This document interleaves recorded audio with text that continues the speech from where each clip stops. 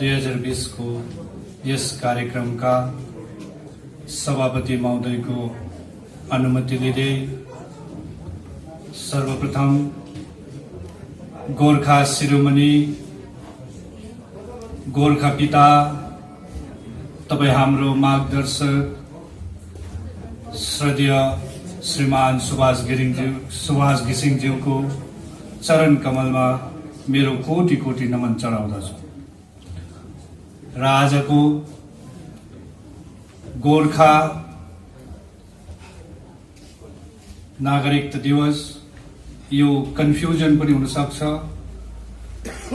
यस कार्यक्रममा साथै दार्जिलिङ ब्रान्चका सभापति महोदयलाई सामाजिक सेवाको निम्ति सम्बर्धना गरेको यस कार्यक्रमका विशिष्ट अतिथि श्रीमान अजय एडवर्डज्यू,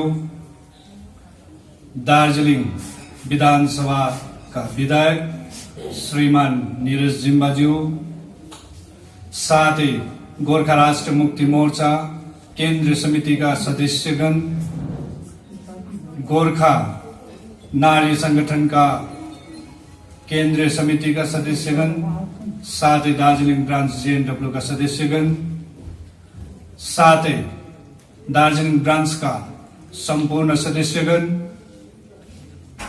सम्पूर्ण दार्जिलिङ क्षेत्रबाट प्रतिनिधि गरेर आउनुहुने समष्टिका प्रतिनिधिवर्ग, जनचेतनाका सभापति, साथै उहाँका साथीहरूलाई मेरो सम्बोधनमा राख्न चाहन्छु। म सानो कविताबाट आफ्नो सम्बोधन सुरु गर्न चाहन्छु। भारत भूमिकै अर्चना, भारत भूमिकै आरती, भारत भूमिकै अर्चना, भारत भूमिकै आरती, भारत भूमिकै सन्तति, हामी गोर्खा भारती, हामी गोर्खा भारती। स्वतन्त्रता संग्राममा पनि हाम्रो उत्तिकै योगदान थियो जतिको भारतको अन्य समुदायले स्वतन्त्र संग्राम लडे। तर हाम्रो दुर्भाग्य भनौं,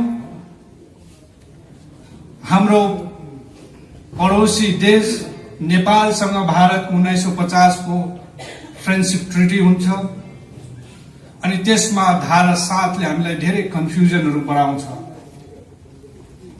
धारा 7 को कुराहरु जब हामीमा त यो ज्ञान थिएन, दार्जिलिङ पहाडको व्यक्तित्वहरुमा राजनीति कस्तो खालको थियो 86 भन्दा अगाडि त्यो त हाम्रा दिग्गजहरुले सबैलाई याद छ।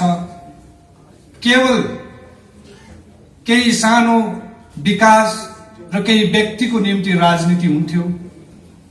तर जब 80 को दशकमा महामान्य सुभाष घिसिङ जब गोर्खाहरूलाई न्याय पाउनु पर्छ, गोर्खाहरूले पनि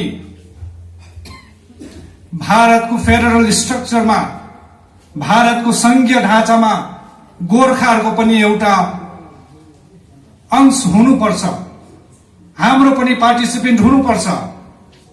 जब तिरंगाको आन बान शानको कुरा थियो, 1947 को अगाडिको जुन भारत स्वतन्त्रको लडाई थियो त्यसमा पनि गोर्खाको उत्तिकै योगदान थियो।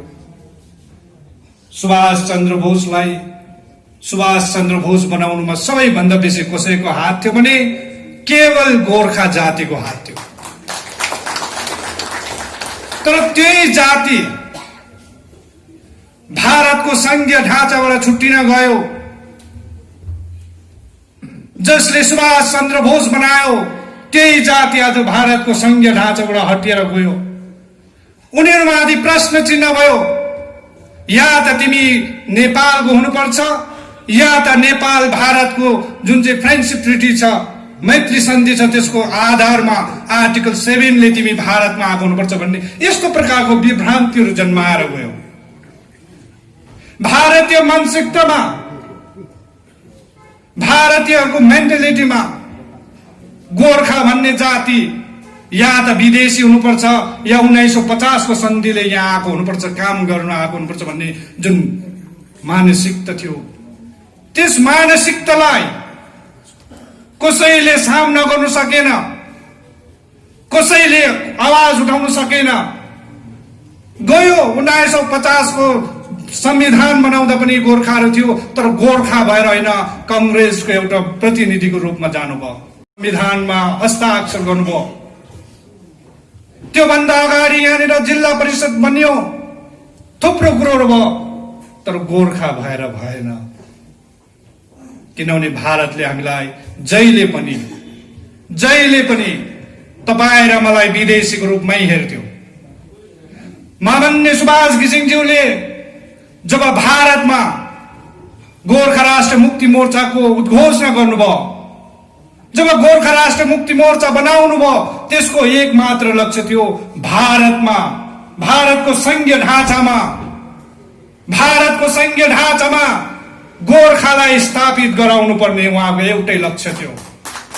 त्यो लक्ष्यमा थुप्रो बाधाहरू थियो, विभिन्न प्रकारको। सबभन्दा ठूलो बाधा थियो तिमी भारतीय होइन नेपालको हुनुपर्छ भन्ने बाधा थियो। तपाईं र मैले छातीमा निधारमा भारतीय लेखेर हिँड्दा पनि भारतको चस्माले हामीलाई जहिले पनि नेपालको देख्थ्यो। त्यस कारणले गर्दा 1986 को डरलाग्दो आन्दोलन भयो। कालिम्पोङबाट रक्तमय निहत्या निर्मम गोर्खाहरूमाथि सीआरपी को गोली चल्यो।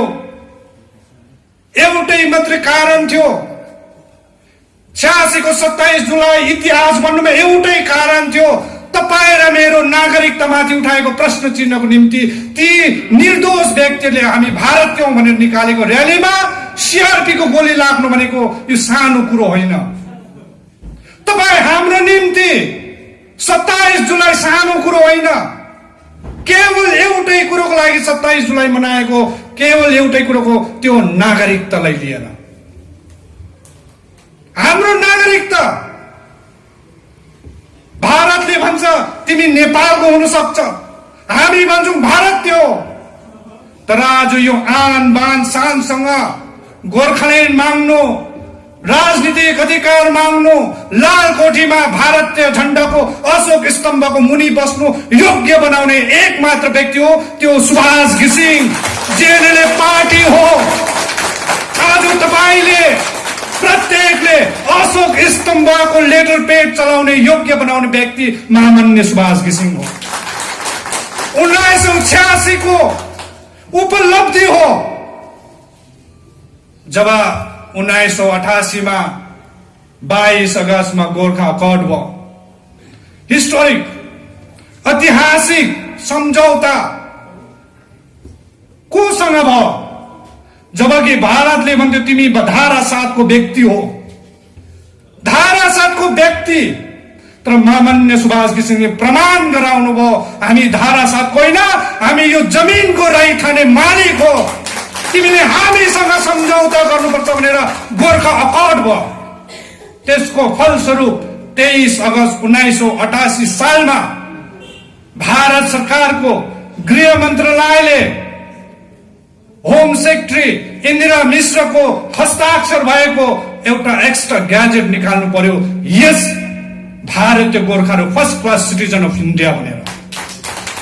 यो उपलब्धि हो जेएलएल पार्टीको। आज तपाईले गोर्खाल्यान्ड माग्नुहुन्छ छाती फुल्लाएर, त्यो माग्ने हक र अधिकार तपाईलाई एक मात्र व्यक्तिले दियो, त्यो सुभाष घिसिङ। आज तपाईले आफ्नो बाउलाई नचिन्दा, आज तपाईले आफ्नो घरलाई नचिन्दा, आज तपाईले आफ्नो भाडल कोठा नचिन्दा फेरि आज तपाईहरु छत्ताछुल्ल भएको हो, छत्ताछुल्ल भएको। यो सानो दिन होइन, सानो दिन होइन। भारत जस्तो विशाल देशमा, विश्वको सबैभन्दा ठूलो गणतन्त्र देशमा सानो गोर्खा जातिले आफ्नो अधिकार पाउनु भनेको सानो कुरो होइन। इतिहासलाई पल्टाएर हेर्नुहोस्, आज पनि हामीसँग छ इतिहास लडेर हिँड्ने ती दिदी बहिनीहरू, दाजुहरू। आज पनि उहाँले 86 को लडाई देखेर 86 को इतिहास कोरेको दिदी बहिनी हामीसँग छ। यो इतिहास हो, उहाँहरूको देन हो। आज हामी छाती खुल्लाएर हामी जनगण मन गीत गाउँछौं, त्यसै गीत गाएको होइन। यदि 86 मा यो आर्य पार नभएको भए सायद तपाईले हामीले यो दिन देख्न पाउने थिएन, हाम्रो भाइ बहिनीले आजको यो बिहान देख्न पाउने थिएन। त्यसले गर्दा फेरि नागरिकता दिवस भनेको होला, कन्फ्युजन होला, हामी पहिल्यैदेखि नागरिक थियौं भन्छौं होला, तर आज पनि कुरा क्लियर छ। आर्टिकल 7 इन्डो नेपाल जुन चाहिँ फ्रेन्डसिप ट्रिटीको आर्टिकल 7, यो कुराहरू गम्भीर छ। हाम्रो जेनेरेसनलाई इतिहासको कुरा गर्दा हाम्रो हिस्ट्री पढ्नुपर्छ, हेर्नुपर्छ भन्दा टाउको खनाउँछ। तर यो चिज हाम्रो किल्ला हो। यो माटोमा, यो पहाडमा तपाईं र मलाई खुल्ला छाती खुल्लाएर राजनीति गर्नु दिने बाउ सुभाष घिसिङ चिनेनौ। नचिन्दा आज तपाईं र मेरो टाउको माथि कसले टेकेको छ? आज तपाईं र मैले राजनीति खुलेर गर्नु नपाउनु तपाईको गलत राजनीतिले हो, जेएनएलएफको राजनीतिले होइन। जेएनएलएफले त जहिले पनि तपाईलाई, यो जातिलाई, यो देशमा खुल्ला राजनीतिको शक्ति दिएको थियो। हाम्रो माग भारत विरोधी होइन, भारतीय राजनीतिमा हाम्रो पनि बराबरको अधिकार हुनुपर्छ भन्ने माग हो।